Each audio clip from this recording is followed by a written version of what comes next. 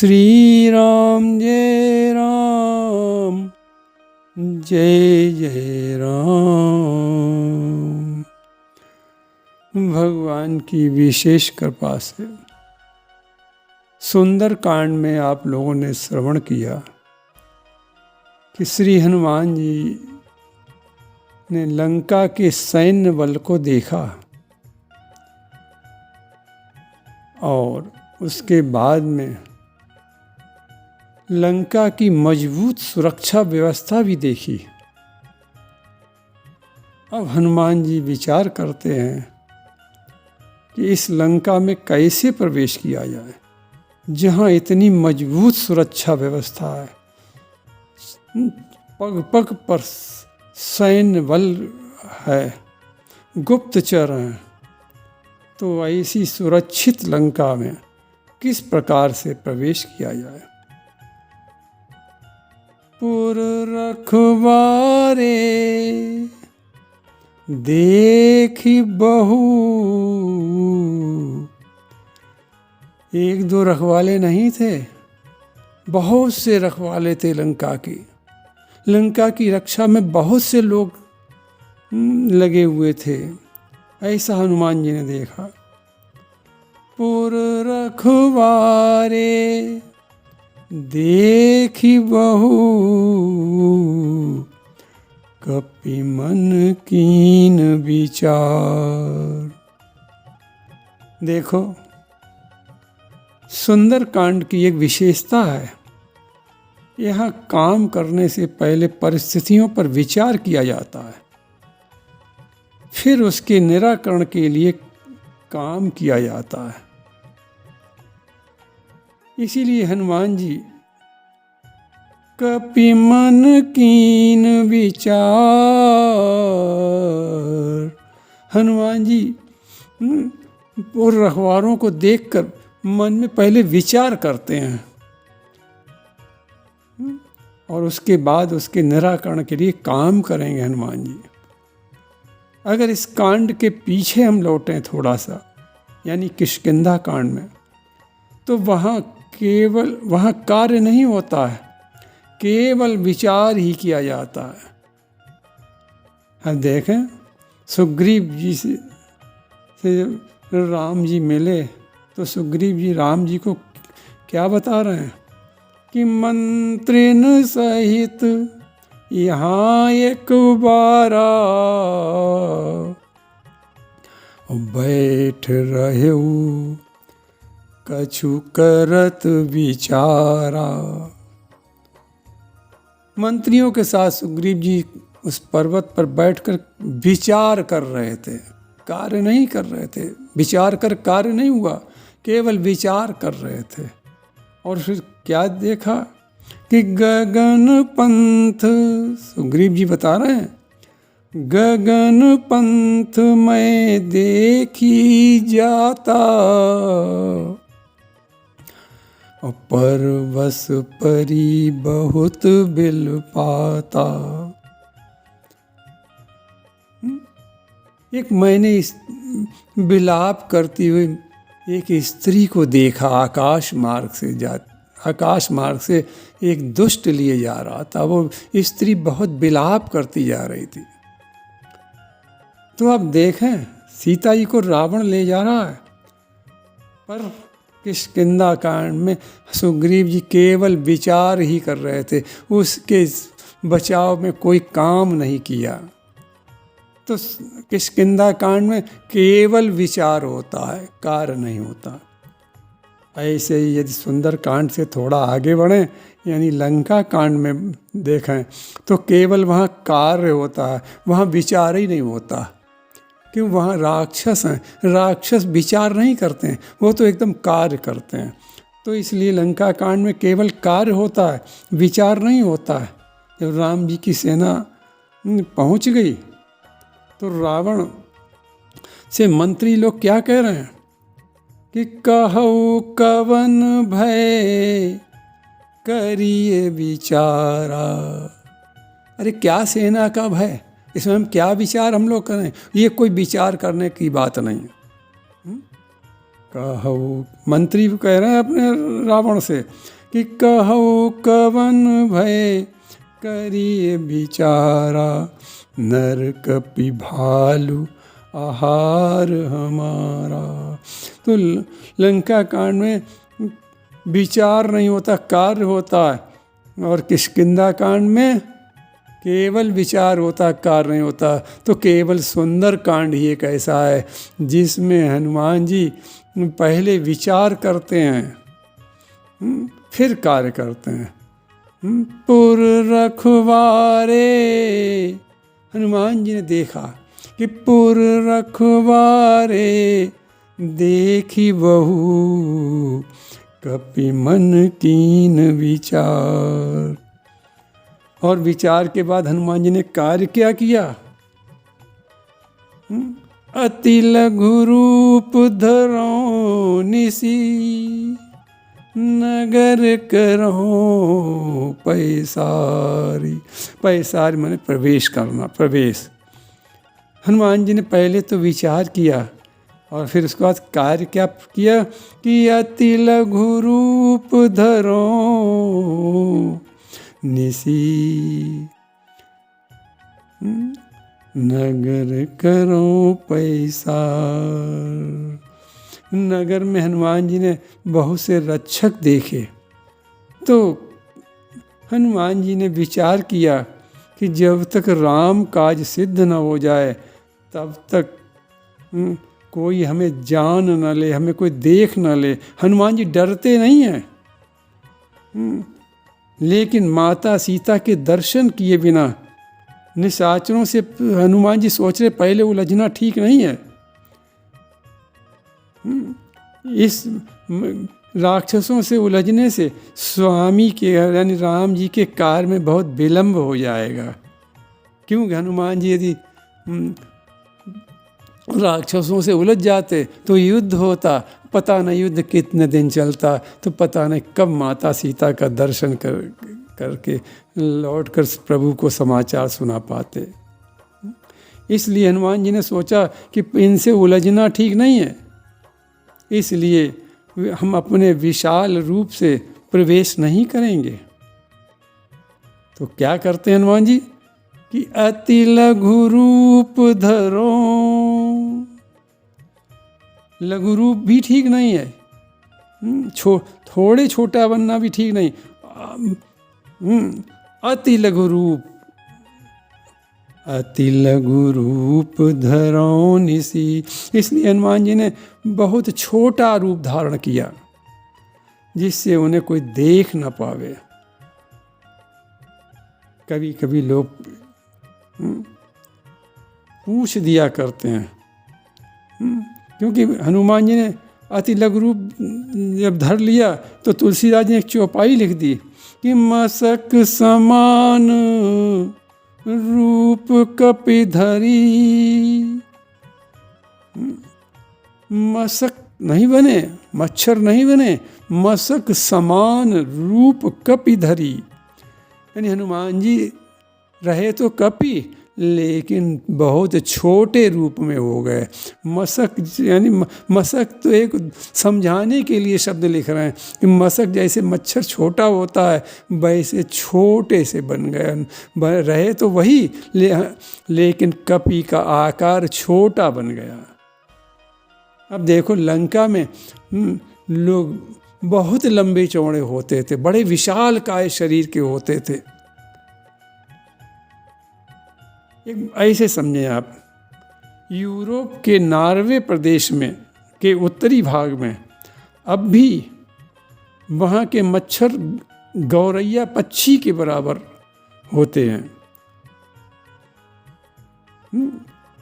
तो आप सोचो यदि मान लो गौरैया पक्षी के बराबर भी हनुमान जी ने अपना वानर रूप धारण किया होगा तो अति लघु रूप हो गया। तो कभी कभी लोग प्रश्न करते हैं कि यदि हनुमान जी मच्छर के समान बन गए तो अंगूठी कहाँ कैसे रख पाए। कुछ ना समझ लोग इस प्रकार की प्रश्न कभी कभी जिज्ञासा रखते हैं। तो आप सोचो कि यदि गौरैया के बराबर भी बन गए जैसा कि आजकल यूरोप के नॉर्वे प्रदेश में देखने को मिलता है, मच्छर गौरैया के बराबर। तो फिर आप सोचो, अंगूठी गौरैया तो बड़ी होती है, तो अंगूठी रखने में क्या दिक्कत आएगी। अच्छा, फिर वो अंगूठी कैसी थी जो अपने आप छोटी बड़ी होती थी, वो दिव्य अंगूठी थी, राम जी के द्वारा दी हुई अंगूठी, वो समय अनुसार अपने आप छोटी हो जाती थी। फिर यहाँ तुलसीदास जी मशक तो लिख ही नहीं रहे हैं, तो इसलिए मशक समान लिख रहे हैं, यानी मशक का उदाहरण दे रहे हैं, मशक नहीं, मशक का उदाहरण दे रहे हैं कि छोटे से बन गए, और छोटे से बनकर लंकई चले सुमिर नर हरि। देखो, मशक सबसे छोटा होता है और रात में दिखाई नहीं पड़ता है, इसलिए तुलसीदास जी ने मशक का उदाहरण दिया। मशक के समान छोटे तो बने, लेकिन रहे बानर ही वो। और अब देखो, जब भगवान ने बलि के यहाँ जाकर वामन रूप धारण किया, तो वामन रूप के अनुसार प्रभु का हाथ का दंड भी अपने आप बढ़ गया। भगवान की हर वस्तु दिव्य होती है। और फिर हनुमान जी तो सारी सिद्धियों के दाता हैं, तो हनुमान जी ने अणिमा सिद्धि के प्रभाव से अब वो छोटे दिखाई पड़ने लगे, रहे वैसे ही, लेकिन लोगों को छोटे दिखाई पड़ने लगे। जैसे अब देखो, सूर्य पृथ्वी से बहुत बड़ा है, पर छोटा ही तो दिखाई देता है। तो इस प्रकार हनुमान जी मशक समान रूप कपिधरी, लंकई चलो सुमिर नर हरि। यहाँ एक फिर कभी कभी जिज्ञासा होती है कि नरसिंह को क्यों याद किया, नरसिंह भगवान को क्यों याद किया, जबकि हनुमान जी तो राम जी के भक्त हैं, राम जी उनके इष्ट हैं, तो फिर नरसिंह भगवान को क्यों याद कर रहे हैं। देखो, सारे रूप तो राम जी के ही हैं। ये मीन कमठ सुकर नर हरि, ये अवतार हैं सब राम जी के। मीन कमठ सुकर नर हरि, वामन परशुराम बपुधरी। तो ये सारे अवतार तो राम जी के ही हैं। दूसरा कारण संत लोग बताते हैं कि भय निवारण के समय नरहरि को याद किया। तो जैसे हिरण्याकश्यप ने सब प्रकार से मृत्यु को न आने के लिए वरदान मांगे थे कि जिससे मृत्यु न हो, आकाश में मृत्यु न हो, पाताल में मृत्यु न हो, जमीन पर मृत्यु न हो, किसी मनुष्य के हाथ मृत्यु न हो, जानवर के हाथ मृत्यु न हो, दिन में मृत्यु न हो, रात में मृत्यु न हो, किसी अस्त्र से शस्त्र से मृत्यु न हो। लेकिन नरसिंह भगवान ने फिर भी मारने का मार्ग निकाल लिया। ब्रह्मा जी से उसने ऐसे वरदान मांग लिए थे, तो भी नरसिंह भगवान ने उसे मारने के लिए रास्ता निकाल ही दिया था। वैसे ही लंका के रक्षकों से लंका का रास्ता रुका है, तो हनुमान जी सोच रहे हैं कि आज नरसिंह भगवान हमें रास्ता दे देंगे, हमें रास्ता दिलवा देंगे, क्योंकि लंका की सुरक्षा में पग पग पर पहरेदार खड़े थे। तो इसलिए उनसे रास्ता मिलने के लिए नरसिंह भगवान को याद कर रहे हैं। सब अवतार तो राम जी के ही हैं। फिर नरसिंह का एक भाव संत और बताते हैं कि नर और सिंह, यानी नरों में सिंह अर्थात रघुनाथ जी। नरसिंह का भाव रघुनाथ जी ही होता है, क्यों नरों में सिंह कौन है? रघुनाथ जी, हमारे राम जी हैं।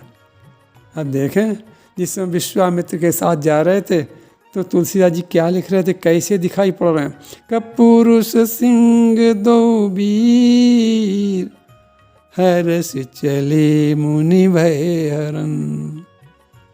पुरुष सिंह, पुरुषों में सिंह के समान, तो नरों में सिंह कौन है, कि राम जी हैं।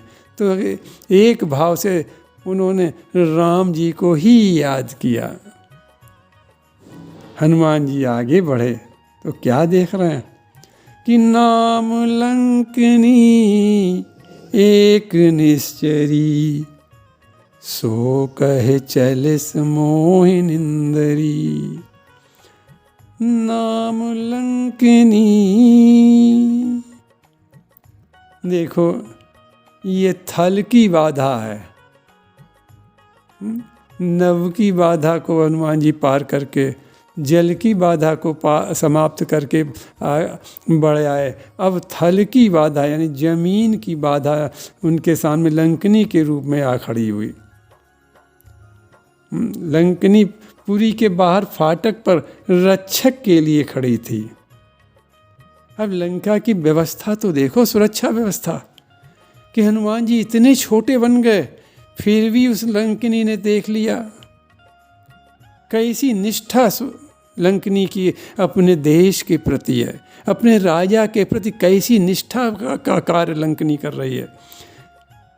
तो लंकनी ने हनुमान जी को देख लिया। हनुमान जी ने उसको प्रणाम नहीं किया। इसी से वो क्या कहती है कि सो कहे चलस मोहिनिंदरी। लंकनी कहती है, अरे मेरा निरादर करते हो, तुम्हें मेरा डर नहीं है।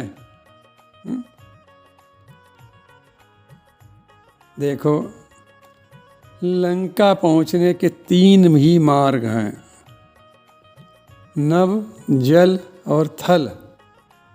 और तीनों मार्गों में स्त्रियों द्वारा ही विघ्न हुआ। कहीं सुरसा के द्वारा विघ्न हुआ तो कहीं सिंहिका के द्वारा विघ्न हुआ, और अब यहाँ लंकनी के द्वारा विघ्न हो रहा। तीनों मार्ग में स्त्रियों द्वारा ही विघ्न हुआ। यहाँ क्या सूत्र मिलता है, क्या शिक्षा मिलती है कि हनुमान जी ब्रह्मचारी हैं, और ब्रह्मचारी को भवसागर पार होने में स्त्री ही विघ्न स्वरूप होती है। हनुमान जी ने तीनों को जीतने के बाद सीता जी का दर्शन पाया था। वैसे ही ब्रह्मचारी को, ये माया रूपी नारी को जीतने के बाद ही भक्ति मिलती है। तुलसीदास जी ने तो लिखा है कि काम क्रोध लोभादि मद, ये स्वयं राम जी कह रहे हैं। काम क्रोध लोभादि मद, प्रबल मोह के धार। तिन महा अति दारुण दुखद, माया रूपी नारी। तिन महा अति दारुण दुखद, संत के लिए, ब्रह्मचारी के लिए ये माया, ये नारी जो स्त्री है वो बहुत बड़ी व्यवधान है। तात तीन अति प्रबल खल। खल तो वैसे ही बहुत विचित्र होता है। खल की एक परिभाषा एक संत बता रहे बड़ी अच्छी, जो खाए और लड़े। तो तात तीन अति, इसमें विशेषण लगा है, प्रबल फिर अति। तात तीन अति प्रबल खल, काम क्रोध अरु लोभ। मुनि विज्ञान धाम मन, निमिष करो मऊ छो। अरे बड़े बड़े मुनियों के मन का में विघ्न कर देते हैं ये काम क्रोध और लोभ।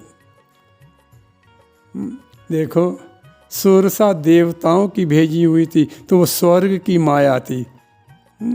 माया 3 प्रकार की होती है, वो स्वर्ग की माया थी, सिंगिका समुद्र में रहने वाली थी, इसलिए पाताल की माया थी।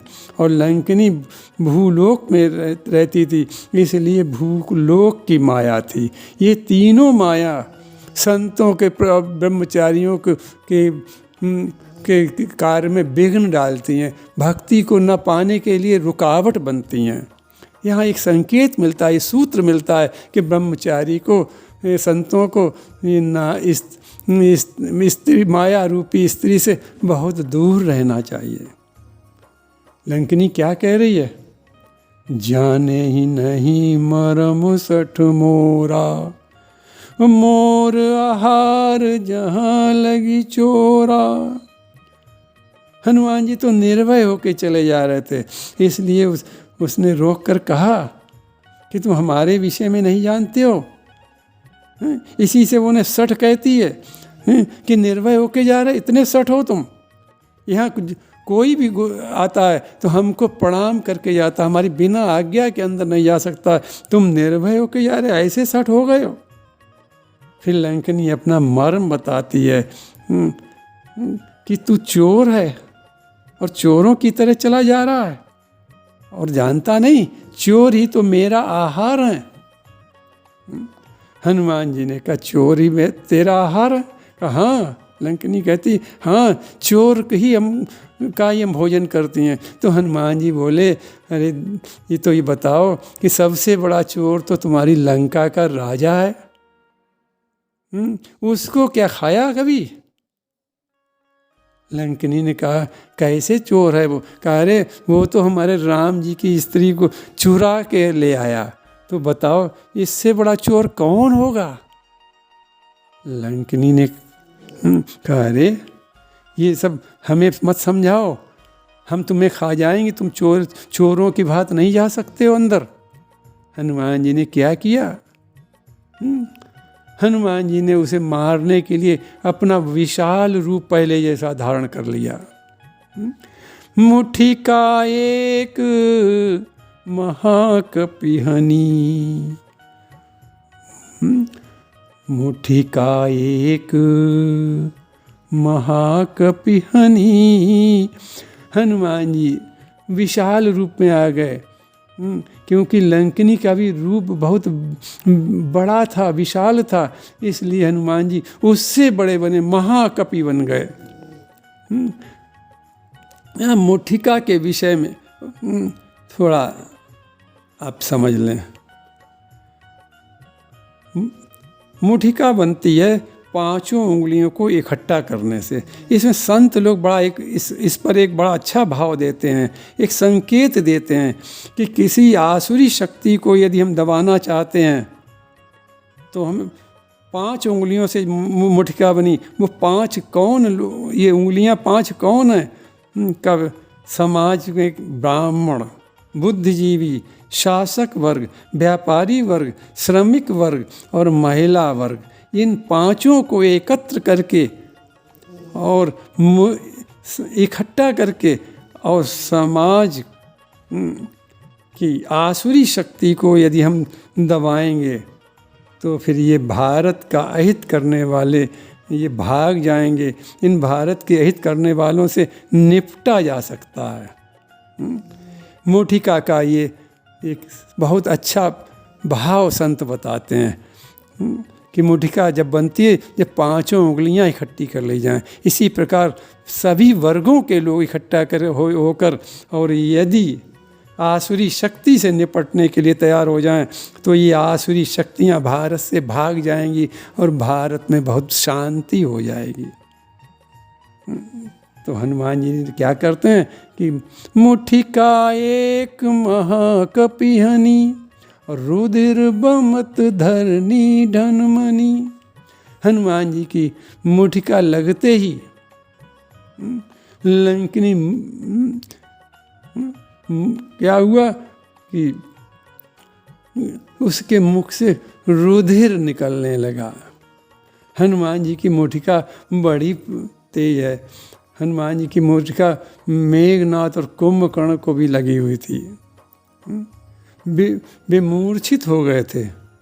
अब देखें मेघनाथ को जब हनुमान जी ने मुठिका मारी तो मुठिका मारी चढ़ा तरु जाई, ताई एक क्षण मूर्छाई।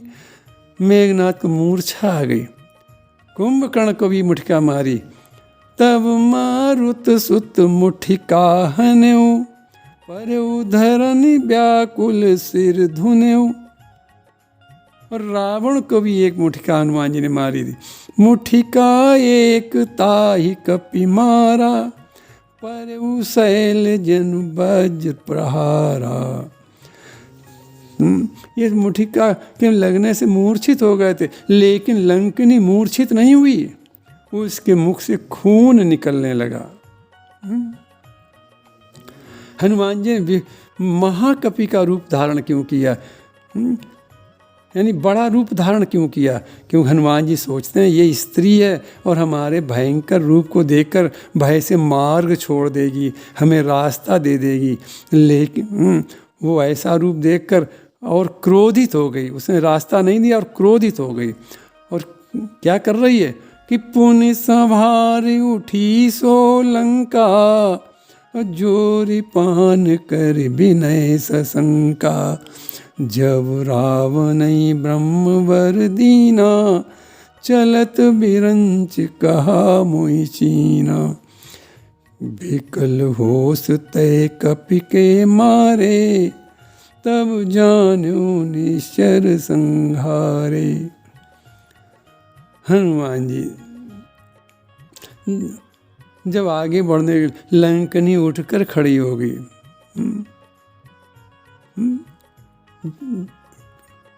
पुनि संहारी, यानी पुनि यानी फिर दोबारा खड़ी हो गई। पहले तो ललकारा था उसने, लेकिन अब उठकर विनय कर रही है। विनय क्यों कर रही है? क्योंकि इसने हनुमान जी को सठ कहा था, चोर कहा था। रुधिर निकलने से, जो लंका का अन्न खाया हुआ था, इससे रुधिर बना था तामसी, वो निकल गया। संत की मुठिका से गंदा रक्त निकल गया अब इसके अंदर, और संत के स्पर्श से सत्संग का प्रभाव इसके अंदर हो गया। हनुमान जी सामने खड़े हैं और वो विनय कर रही है और डर भी रही, कहीं ऐसा न हो हनुमान जी हमें मार न डालें, एक घूंसे में तो हम गिर पड़ी, कहीं हमें मार न डालें, इसलिए विनय कर रही है। और क्या कह रही है कि ब्रह्मा जी का हमें वर याद आ गया। ब्रह्मा जी ने रावण को वर दिया था कि तुम 5 करोड़ वर्ष तक राज्य करोगे, और ब्रह्मा जी जब वर देकर जाने लगे तो मैंने उनसे कहा था कि दुष्टों के वास से मुझे बड़ा दुख होगा, कभी क्या यहाँ धर्मात्मा का राज्य होगा। तो ब्रह्मा जी ने कहा तुम चिंता न करो, और उन्होंने हमें एक पहचान बता दी थी कि बिकल होश तय कपि के मारे। जब तुम किसी कपि के मुष्टिका लगने से विकल हो जाओ, तब जान लेना कि अब दुष्टों के समाप्त होने का समय आ गया है। तो इसलिए हनुमान जी अब मुझसे अनजान में ये अपराध हो गया। बस अब आज का प्रसंग यहीं विश्राम होता है। श्री राम जय राम जय जय राम, श्री राम जय जय राम।